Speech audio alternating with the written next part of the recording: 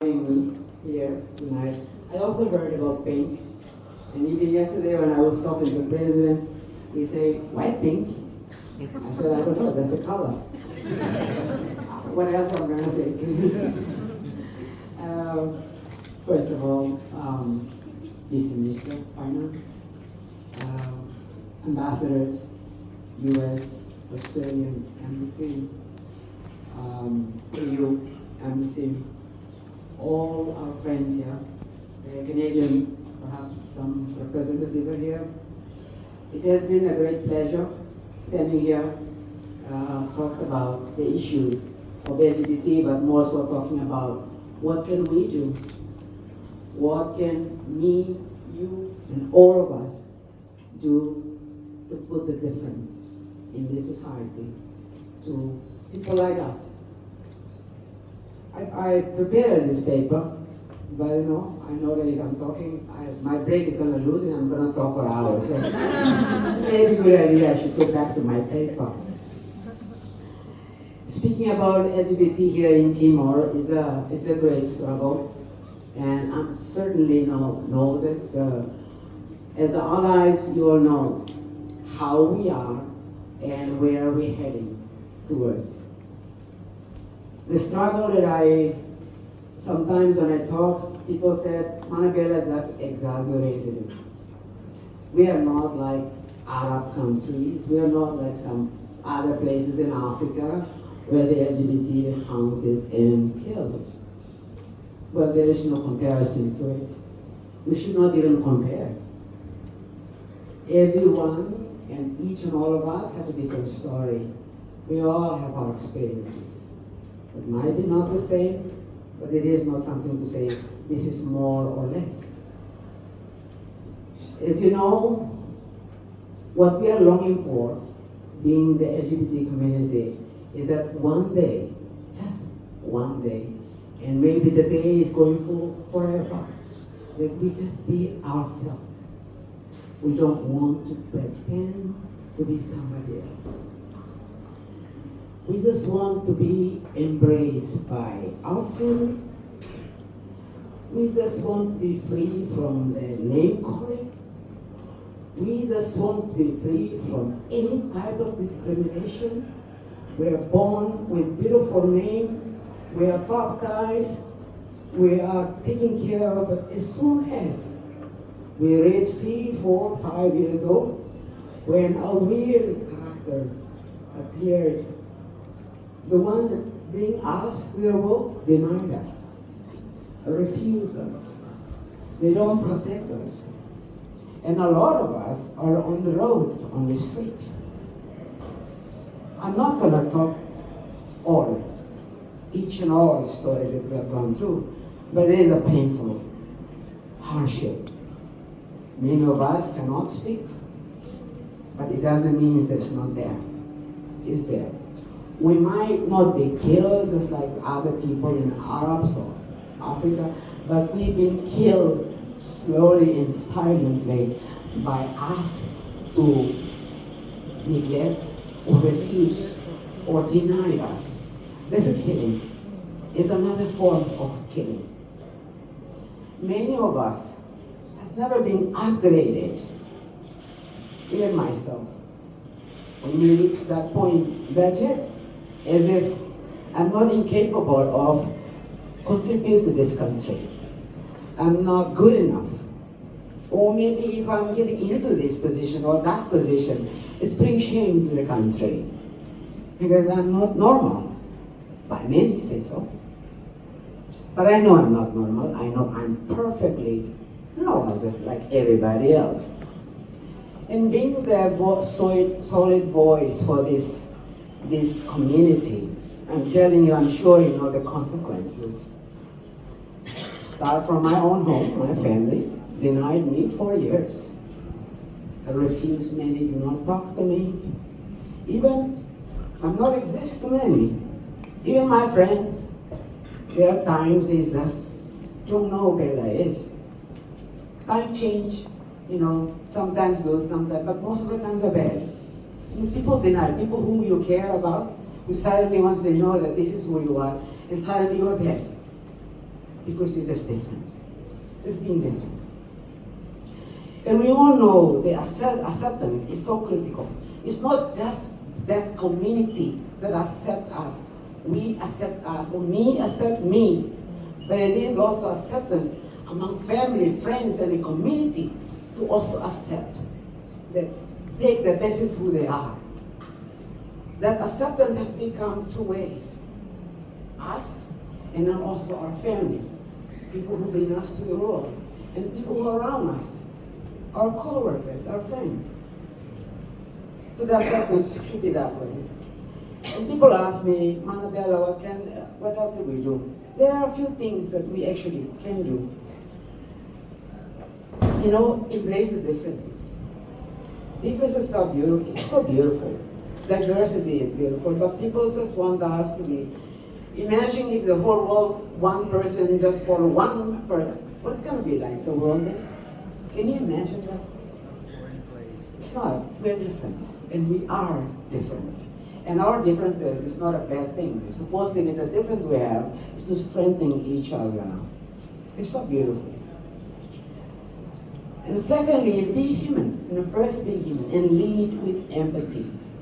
And when we're talking about supporting LGBT, it's not about a simple word, empty word, and encouragement. Mana, go, go, go. Guys, go. We're behind you or we're beside you. Not that. We not need that simple word. We need a real action. Action is so important. The action that you can be done through your own home, with your children, with your people around you, about respect, treating everybody just like the way how you want to be treated. It should be started that way. And also, educated ourselves to recognize and name what needs to be changed. So we're not going around. Sometimes the things are right there, but we go around. It's very hard for the community like us who has been denied. Many people say, oh, Timor is good, you know. We compare Timor to Indonesia, good. Like I said, we should not compare it. We should not, because when we compare, then we think that we already done enough. We have not done enough. Yes, Timor not like Indonesia. Of course, Timor not Indonesia. Timor is Timor. So we do it Timor way. Do it better. Do more. So important. Bring diversity to the tables. Not done by the LGBT only. It should be done by everybody. Everyone. I'm sure if you look around your own home, your families, there are some like that. Might be your daughter, your son, your uncle, your auntie, your granddaughter, whoever, part of that community. When I bring up this issue in the beginning, it was hard. I was not only denied by many of my good friends, or a lot of them turned back on me many times, especially when I hit the leaders, especially when I hit issues that big in the country. People just say, don't stay close to Bella, because we might lose the chance of being a minister, or we might lose the chance of being Secretary of State, or we might, because hang around with Bella. Sometimes this is the case. Many people don't want to admit it, but I know so. This is happening. When I bring the issue about me myself being discriminated to a certain levels where I should or deserve, because I'm capable, when I bring that issue, everybody try to deny it. No, Manabella was never being appointed to this or to that. I could be born at night time, but not last night, that's for sure.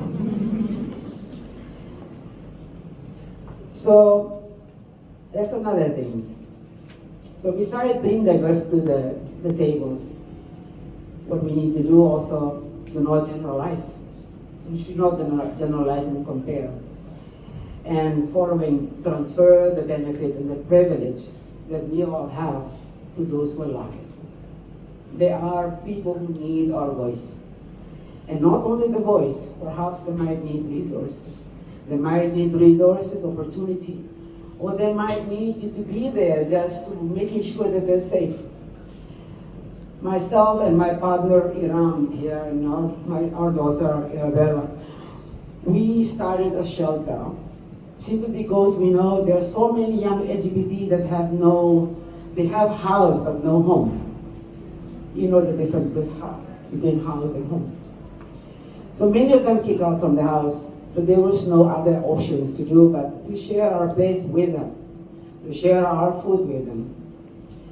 And without our allies I mentioned today, our governments have done a lot in many ways, but when the meaning of social inclusiveness, I must admit, that's a missing big part. The part that missing is LGBT community. And sometimes people call us the vulnerable group. I'm sorry, I'm not a vulnerable. I just do not have the chance. I just do not have the opportunity to show how capable I am. And many of us desire that. And we have that feeling, we want to belong. We want our governments to count us. See, we exist.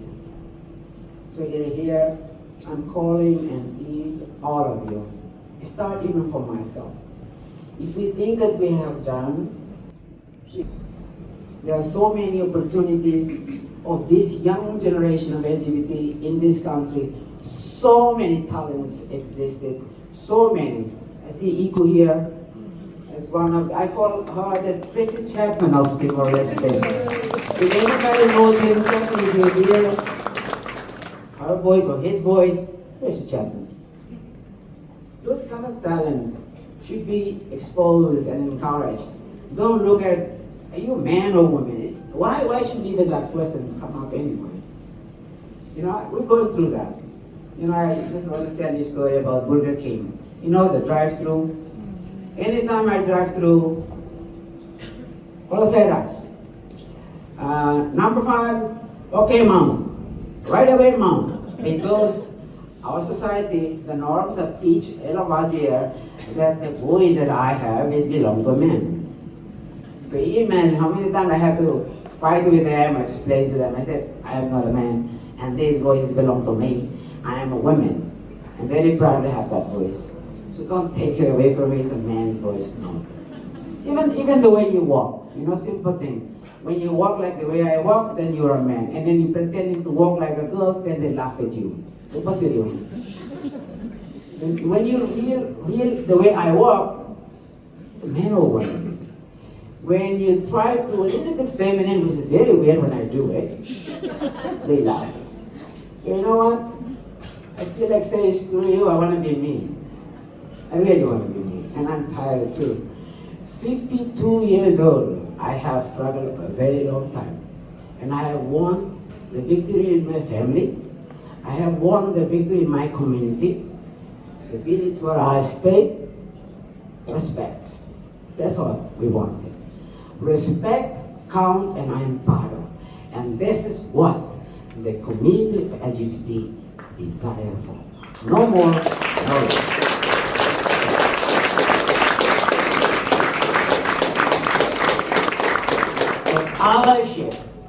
Allyship. Let's all of us working together make the difference. Because the difference is so possible.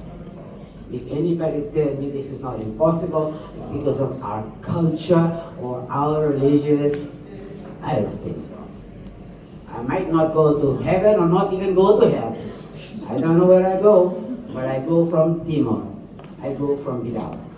Make the difference. So I encourage all of you, let's make a difference. Thank you so much.